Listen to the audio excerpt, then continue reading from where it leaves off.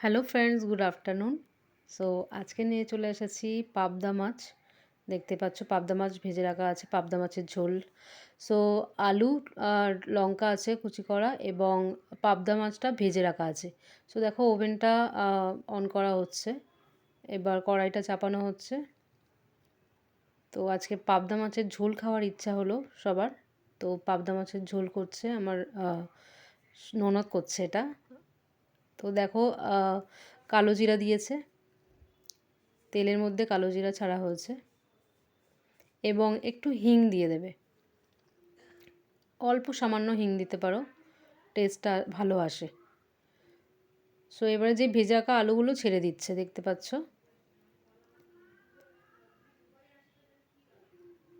আলুগুলো ভেজে রাখা হয়েছিল, আলু আর পাবদা মাছ, সেটা আমার রেকর্ডটা করা হয়নি। সো সেই জন্যে সরি সবাইকে। এবং দেখো আলুটা ভেজে রাখা আলুটা ছেড়ে দিয়েছি। আলুটা এমনি ভাজা আছে, তা সেই কারণে বেশি ভাজতে হলো না, মানে ফ্রাইটা বেশি করতে হলো না। এবার লঙ্কা যে কুচি করা ছিল, 6টা লঙ্কা পিস কুচি করা দিয়ে দেওয়া হলো, মানে মাঝখান থেকে চিড়ে দেওয়া হলো। লঙ্কাগুলো দেওয়ার পর এবার কুচি করা টমেটোগুলো ছাড়া হচ্ছে। অনেকে টমেটো দিয়ে করে, অনেকে করে না। তো টমেটো দিয়ে, আমার মনে হয় টমেটো দিয়ে ভালো লাগে খেতে পাবদা মাছের ঝোল। সো টমেটোগুলো একটু নাড়াচাড়া করে নিল, এবার একটু ঢেকে নেওয়া হচ্ছে।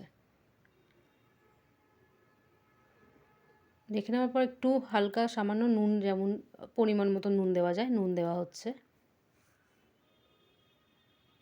এবার একটু নাড়াচাড়া করে আর একটু ঢেকে দেওয়া হবে। ঢেকে দিলে কি ভালো হয়, টমেটোগুলো একটু গলে গলে আসে। সো দেখো এবার বড়িগুলো পাশের কড়াইতে বড়িগুলো ভেজে নিচ্ছে, একদম হালকা তেলে, বেশি তেল দেওয়া দরকার নেই, একদম হালকা তেলে ভেজে নেওয়া হচ্ছে বড়িগুলো।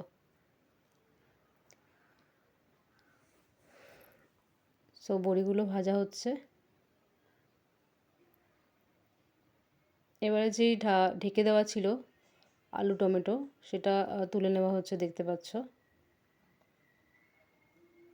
এবার বড়িগুলো হয়ে গেছে ভাজা, দেখতে পাচ্ছ ফ্রেন্ডস। তো বড়িগুলো তুলে নেওয়া হচ্ছে একটা আলাদা প্লেটে। তো এবার একটু হলুদ দেওয়া হচ্ছে, আলু টমেটো লঙ্কার সাথে একটু হলুদটা মিক্স করে নেওয়া হচ্ছে, দেখতে পাচ্ছ।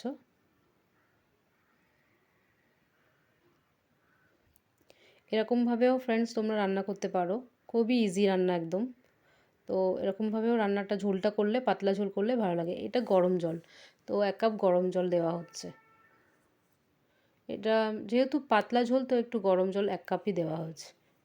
যদি এটা গায়ে গায়ে হতো তো কম ঝোল দেওয়া হতো।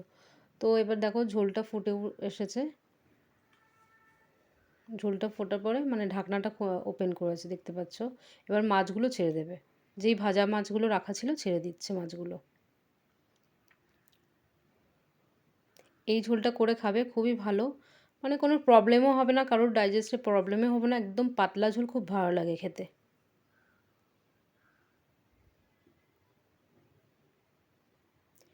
তো মাছগুলো ছেড়ে নিচ্ছে, দেখতে পাচ্ছ। এবার একটু নাড়াচাড়া করে এটা ঢেকে দেওয়া হবে। সব মাছগুলো ছেড়ে দিয়েছে।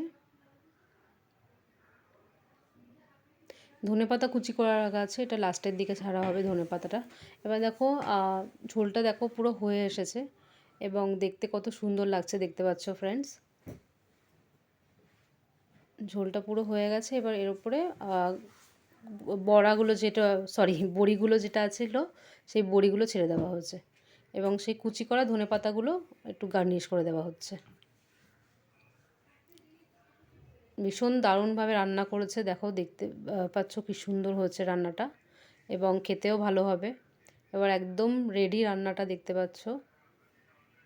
তো এটাকে একটা বোলের মধ্যে আমরা ঢেলে নেব। বড়িগুলোও দেখো একদম গোটা গোটা আছে। এই ডিশটার মধ্যে আমরা ঢালছি এটা রান্নাটাকে। একদম পাতলা ঝোল, এরমভাবে ফ্রেন্ডস তোমরা বানাতে পারো বাড়িতে, খুবই টেস্টি খেতে লাগে, শুধু কালো জিরা দিয়ে।